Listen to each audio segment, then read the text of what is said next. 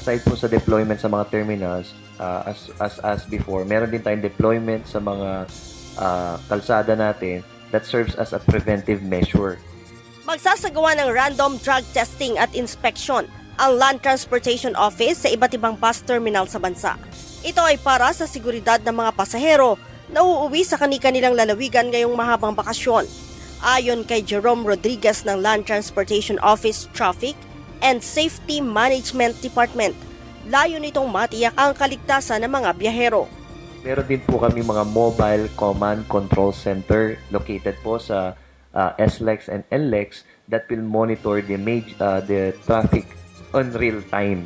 Na naglilink po yan sa ating mga enforcers just in case na meron din po makita o ma-encounter ng mga road crashes. Andiyan dyan po si LTO.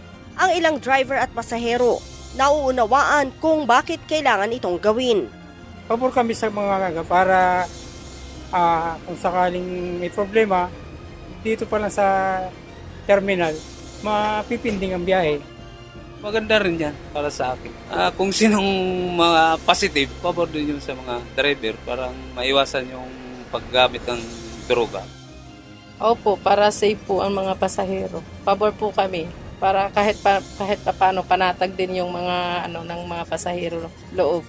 Bukod sa inspeksyon sa mga terminals, mayroon din silang mga tauhan na nakadeploy sa mga lansangan upang hindi makalusot ang mga kolorom na sasakyan.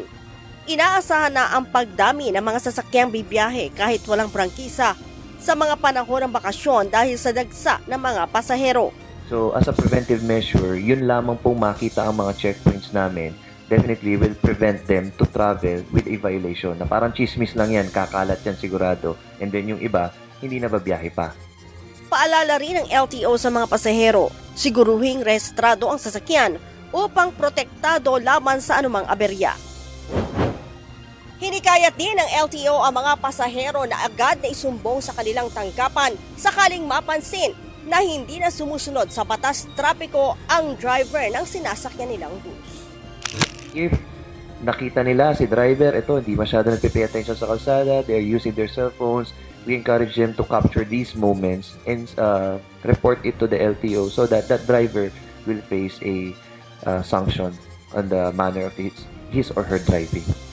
Nagbabala din ng LTO sa mga may-ari at driver ng sasakyan na mamamasada kahit walang prangkisa. Para po sa mga babiyahe na nagtatangkang magbiyahe as a colorum, please don't, kasi nga po you will face a criminal offense, at the same time a fine and an impounding, as well as for the owner itself.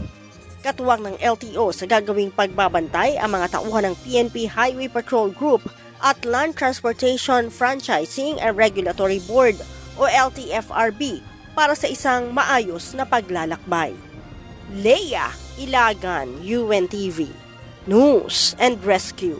Diyos ang aming sandigan, serbisyo publiko ang aming pinahahalagahan.